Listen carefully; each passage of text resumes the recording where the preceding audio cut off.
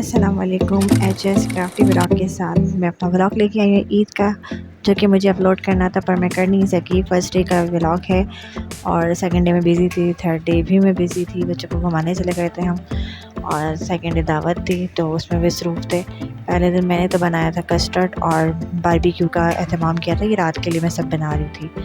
तो जेली के लिए अगर आपको टिप चाहिए तो आप एक कप में एक पैकेट डालें, बेस्ट जेली जमेगी। और कस्टर्ड को जब आप मिक्स कर लें, मतलब पलटा लें, तो उसकी तरीके से विस्क कर लें। जितना आप हिलाएंगे विस्क वाला चमचे से तो उतना ही क्रीमी बनेगा।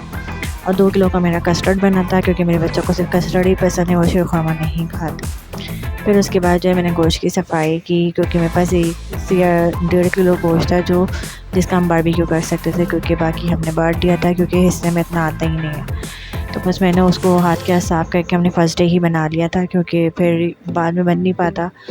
वैसे तो सारा काम ख़वातीन ने खुद ही करना होता है, मर्दों को तो सिर्फ बारबेक्यू में आके थोड़ा सा बस बनाना होता है।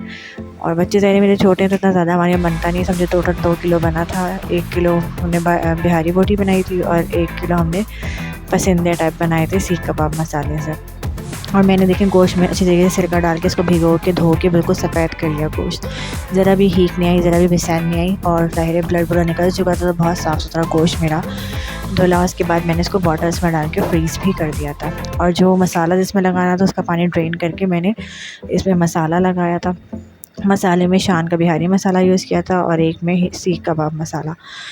1-1 किलो वाला पैकेट पूरा डाला था, क्योंकि 1 किलो मेरा गोश्त था। दोनों डोंगों में 1-1 था, मैंने जो है मेजर किया था।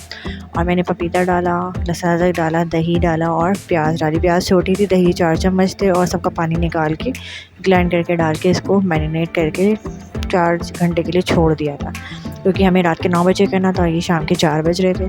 उसके बाद मैंने सलाद वगैरह, रायता, चटनी सब बना के फ्रिज में रख दी थी, क्योंकि मुझे सब कुछ अकेले ही करना था। तो मैंने हर चीज़ करके छोड़ दी थी, क्या कि मुझे रात में ना इतनी टेंशन ना हो इन कामों की, क्योंकि खाना तो हम वहाँ के नीचे ही खाते हैं, छत पे से पकाने जाते हैं। तो सारा कुछ मैंने दोपहर में ही सब कुछ कर लिया था। धो भी दिया था मैंने सारा गोश्त जो हमारा हिस्से का आया था, क्योंकि इतना तो गोश्त था भी नहीं। जितना भी था उसको धो धा के मैंने जो प्लास्टिक की कोल्ड ड्रिंक की खाली बॉटल्स थी ना, उन्हीं में डाल के फ्रीज़ किया था। उससे ये बड़ी आसानी हुई। आज जब मैंने निकाला तो गोश्त ईज़िली मैंने स्लेब पे रखा ना, मेरा स्लेब गंदा हुआ, ईज़िली मेल्ट भी हो गया। और जब बोतल खाली हुई तो मैंने उसको धो के रख दिया। मैंने कहा जब भी गोश्त फ्रीज़ करना होगा इसमें कर देंगे, क्योंकि थैली में ना गोश्त जम जाता है, बोटियाँ बहुत मुश्किल से जो है मेल्ट होती हैं। तो ये जो बेस्ट टिप थी प्लास्टिक बॉटल की, अगर आपने नहीं देखी वो वीडियो तो मेरे चैनल पे मौजूद है, वहाँ से जाके देखें उसको, और आप भी ये ट्रिक आजमाएं। और धो के रखें गोश्त, तो देखें बहुत आसानी हो जाती, फटाफट पक जाता है। उसके बाद मैं चली गई थी छत पे। मैंने अंगीठी वगैरह धोई, छत भी साफ़ कर दी थी थोड़ी पानी से, क्योंकि ना मिट्टी हो रही थी। वैसे साफ़ थी, कचरा वगैरह नहीं था हमारी छत पे, क्योंकि मैं हफ्ते में 1 दिन झाड़ू ज़रूर लगाती हूँ छत पे जाके। बस मिट्टी बहुत आती है, ओपन छत है तो मिट्टी बहुत आती है। तो फिर छत वगैरह धो दी थी, ताकि बच्चों के कपड़े ख़राब ना हो, ना खाने में किरकिरापन आए, क्योंकि हवा बहुत अच्छी चल रही थी जिस दिन हमने बारबेक्यू किया था। तो फिर हम छत पे चले गए। हमने बारबेक्यू वगैरह के लिए मैंने ये सीखों पे लगा के दिया।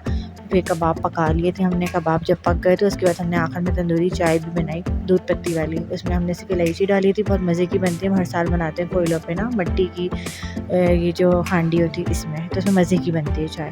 तो जब हमारे इतने सारे कोयले जल ही रहे होते तो हम कहते चाय भी बना लेते हैं। फिर हमने खाना वगैरह खाया, कलेजी भी थी खाने में, तो हमने रात में ये सब कुछ खाना खाया। उसके बाद मैं चली गई किचन में बर्तन धोने, क्योंकि बर्तन तो बहुत सारे हो गए थे और मैं थक इतना गई थी, ऊपर नीचे करके आसान नहीं होता बारबेक्यू करना जब आपके बच्चे छोटे हो। तो फिर खैर करा के किचन समेत में मैं जाके बिस्तर पे लेटी। फिर सोते सोते भी सुबह ही हो गई, क्योंकि मुझे नींद नहीं आ रही थी थकन की वजह से। प्लीज़ मेरे चैनल को लाइक करें, सब्सक्राइब कर ज़्यादा शेयर कर दें। अल्लाह हाफ़िज़।